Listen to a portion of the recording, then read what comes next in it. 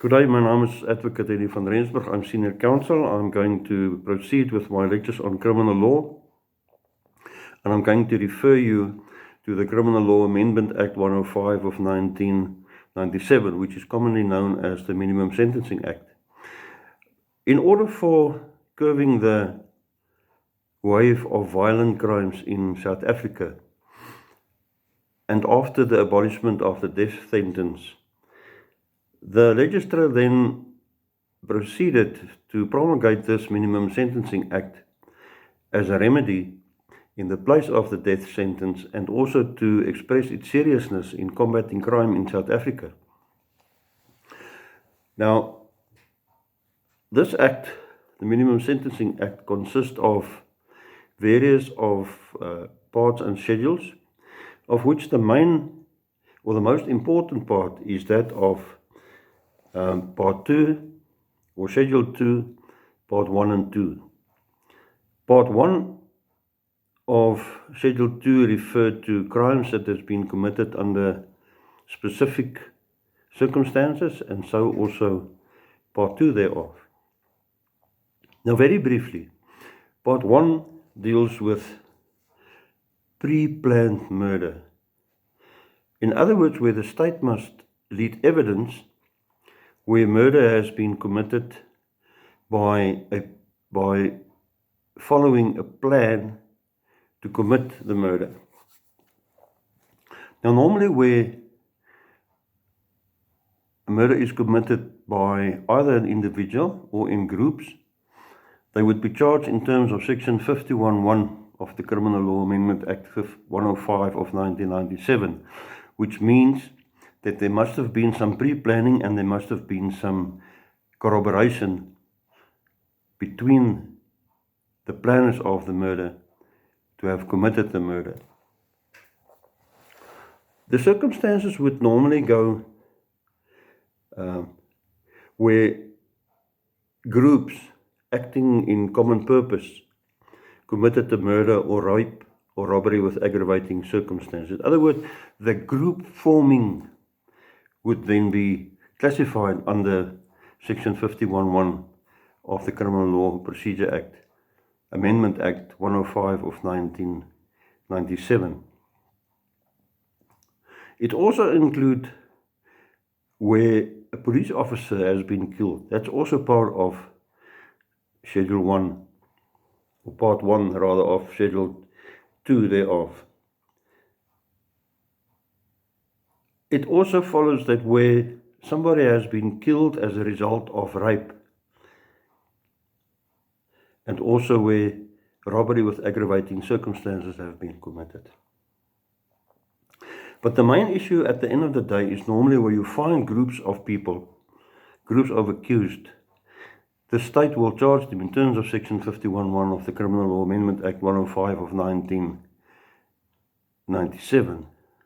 And they will allege, and the state will allege, that this group of people acted in common purpose and they were corroborating each other in committing the crime. So the crux of the matter is there's a group which acted in common purpose and then they committed the crime.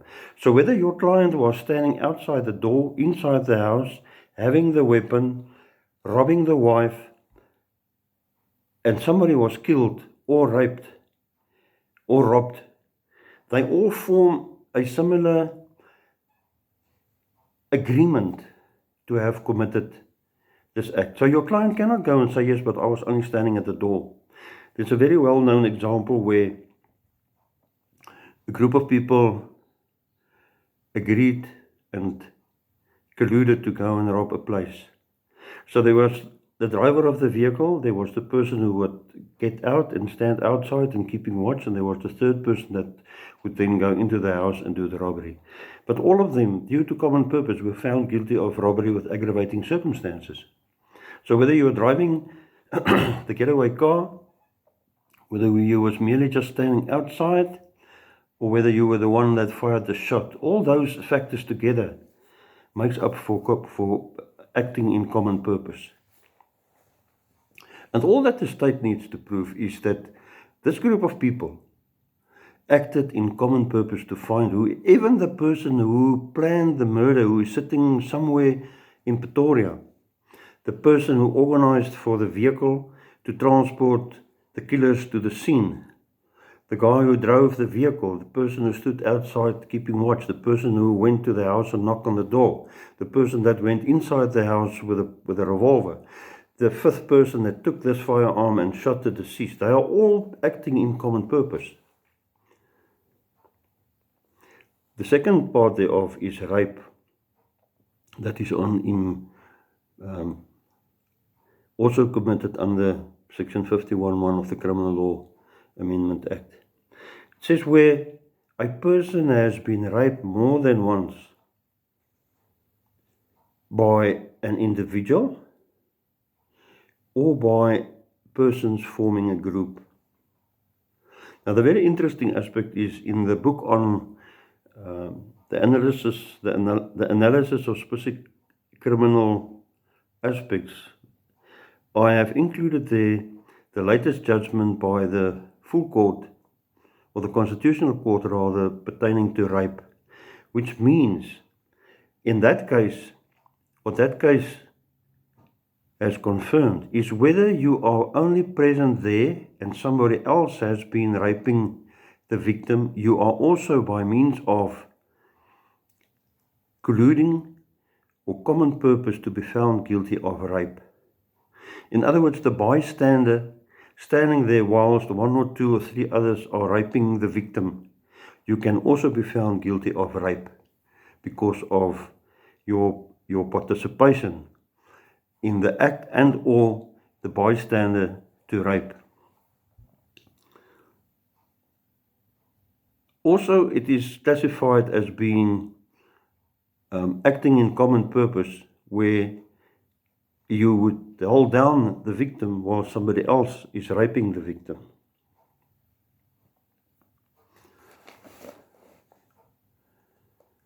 And it's important that you can also be found guilty of rape, even where you rape somebody who is not by its mind, mentis compos, or where you got this Down syndrome people, or anybody who cannot concede to having intercourse with the accused.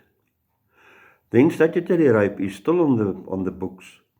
It's where a girl or the complainant is less than 16 years, and you must understand that rape is not only directed at females, it's also directed at male persons. As I said, where there's somebody who is not by sound mind, and in that instance you can also be found guilty of rape because there's no consent to intercourse. If we move on to part 2, you will find the other part of murder, that what is normally called in legal terms the ordinary type of murder. In other words, where murder is not being committed pre-planned or in a group, as in part 2 of the schedule. Obviously, murder with aggravating circumstances also fall under this category, as well as robbery with aggravating circumstances, where there is a group that is acting in common purpose, that falls under part 1 of schedule 2. And then murder, as I said, with aggravating circumstances, meaning that there must be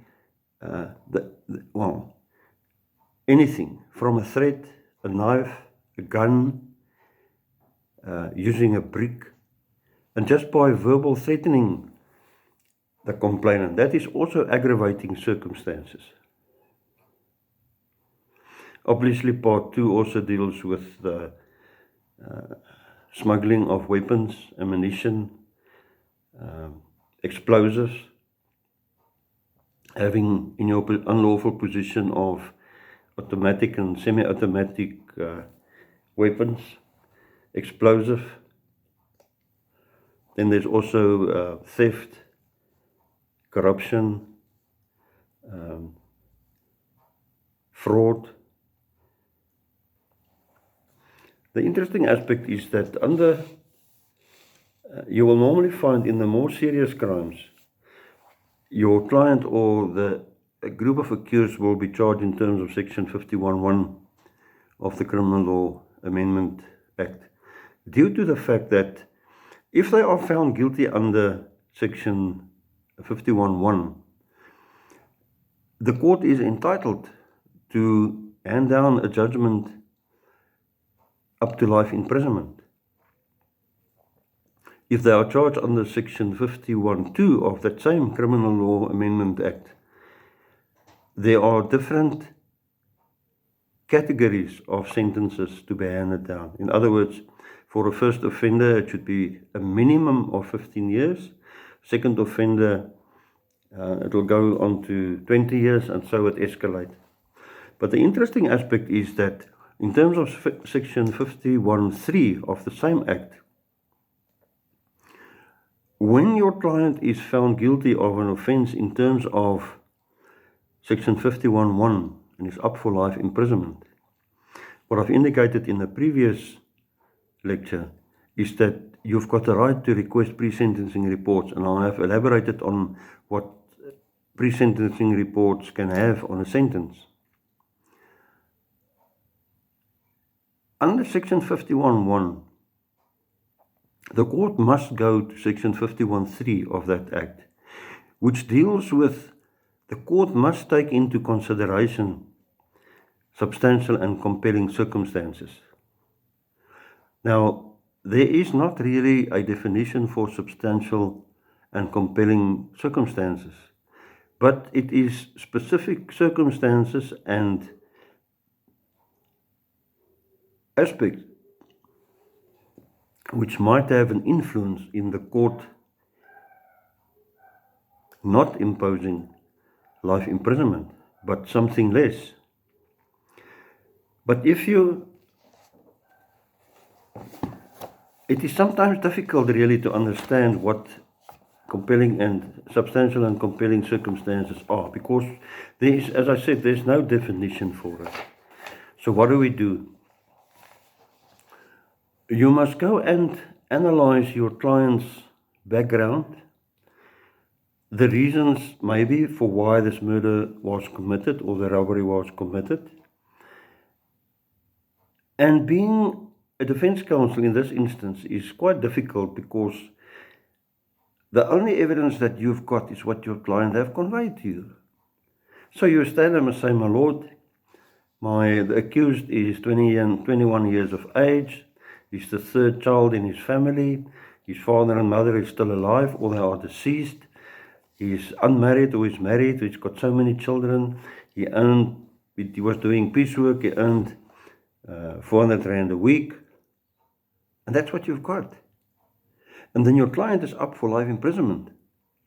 But if you've got a pre-sentencing report, it's done by professionals. They go in detail into the history and the family background of the accused. And as I've indicated in the previous video lecture, when I received that pre-sentencing report, I thought, but listen, to send this guy to prison, it's not going to be in the interest of justice, because he's already been awaiting trial for about 4.5 years. He was a leader in the community. He's a good father. He's a businessman. He's uplifting the community. He's a leader in his church. People are looking up to him. He might have just been at the wrong place at the wrong time. So take note thereof. And it is your right to ask for or to request a pre-sentencing report. And as I've indicated, if you've requested it and the court decline it, when whatever sentence is handed down, you can go on an appeal on that specific point and say, but I've requested some information which could have helped me in my motivation for substantial and compelling circumstances. Because one must remember that although you have an accused that has been found guilty of an offence, the punishment must be fit and proper. We normally talk about the Methuselah sentences. In other words, you're putting away this accused for life. That is not the purpose of a sentence. The purpose of a sentence is to rehabilitate your accused and give him an opportunity to be later reintegrated into society. So in other words, to put him out as a better person, very broadly speaking.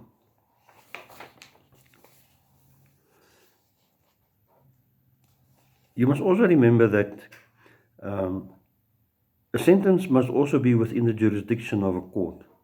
But unfortunately, on the one side, and unfortunately on the other side, regional courts can now also impose life imprisonment, which might be a good thing because, you sit with an overload of criminal activities in the high courts, which comes from the lower courts previously, where they did not have the opportunity or the jurisdiction to have imposed life imprisonment. So a lot of the cases that we are dealing with is done in the lower courts, in the regional court, and then the more serious ones is then transferred to the High Court. But with all due respect, my personal view is that the procedures followed in the lower courts is not so, let's call it, intensive and to the point as in the High Court. For some reason, I don't know. The court should also, or your argument should also be that a sentence should be reasonable. Maybe your client is a first-time offender. First-time offenders does count in terms of imposing a sentence. Youth is also a factor. Then, for lesser crimes, let's say theft of 5,000 rand, it would be very unreasonable to sentence an accused to 10 years imprisonment. That's not going to work. Because there are many factors to be taken into account. In other words, what is the background of your client? What is the offense that he was charged with? What is the value, like in this instance, 5,000 rand? And what is the result thereof? Now you send this accused to imprisonment of 10 years. There's another principle that also says, don't send people to prison and make them criminals. That is also something that one should take into consideration. High age, but now again, you got the example of one of the most prominent tennis players quite recently. He was, I think, 70 years of age when he was charged with indecent assault and rape, Bob Hewitt, indecent assault and raping of his students. And 30 years later, he got charged, he got found guilty and is sent to prison. But I believe that he has been released on parole about after 6 or 7 years of serving his sentence. The nature of the crime, as I said, the interest of society. In other words, there's a balance between the criminal, the interest of society, and the crime committed. Because the courts have been criticized in the past that we are overlooking the seriousness of crimes and just issuing or sending people for ad hoc sentencing. There's a murder, okay, let's send him to 15 years imprisonment. I think a very good example was the one of Oscar Pistorius. You will remember that he was charged, and at the end of the day, after arguments, he was sentenced to 7 years imprisonment, and then the state appealed, and it went on appeal, and it was overturned, and his sentence was increased to 15 years. Because it's difficult to sit there and to listen to a criminal trial and in your mind make up a good sentence, because we are all human and we work with human people. But you cannot put humanity before you and say, this guy has committed a murder, he's killed his wife and his children, and I feel sorry for him, so I think he must go to prison for 5 years. That is why the Minimum Sentencing Act has been imposed, to guide the courts, unless there are substantial and good reasons therefore. A court must impose the minimum sentence. And you must understand, if your client is found guilty of robbery with aggravating circumstances under Part 2, Schedule 2 of that Minimum Sentencing Act, it is the minimum sentence. It is not the maximum. In other words, let's say your client was found guilty, he was charged with robbery with aggravating circumstances and kidnapping and housebreaking and theft. So there's about 4 or 5 charges against him.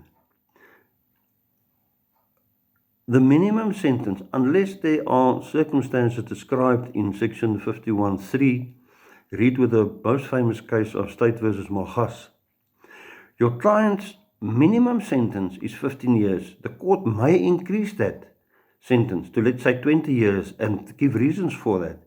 Because of the aggravation factors that come in, because of other factors that played a role therein, the court may increase that sentence. So it's not a dead stop by 15 years. That's only the starting line.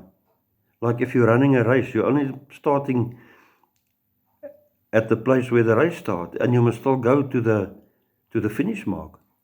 And that is where the defense counsel must come in, and they must prepare properly to motivate why the minimum sentences should not be imposed if there are certain factors. Read with the pre-sentencing report. And then you must also, in my view, submit a proper sentence to the court.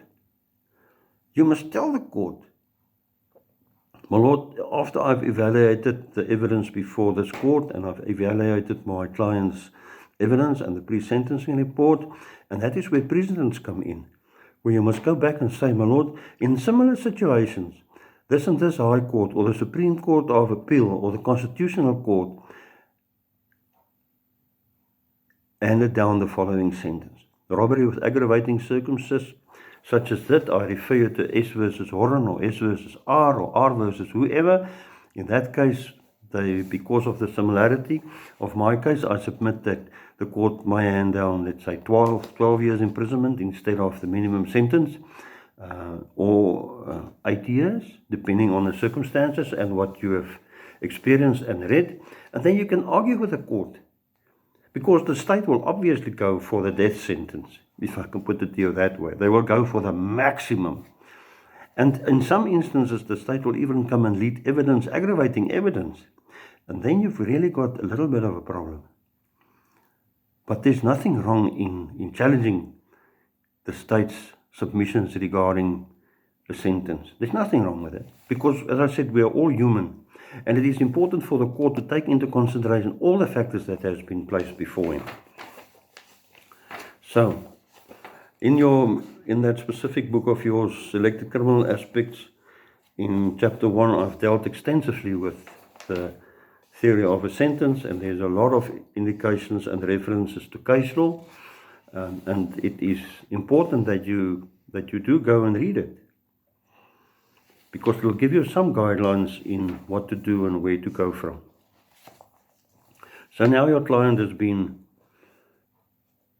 sentenced and he's off to prison, and you get a phone call. He says, sir, I want you to appeal against my conviction and sentence. So until the next lecture, I hope you've enjoyed it. Good day.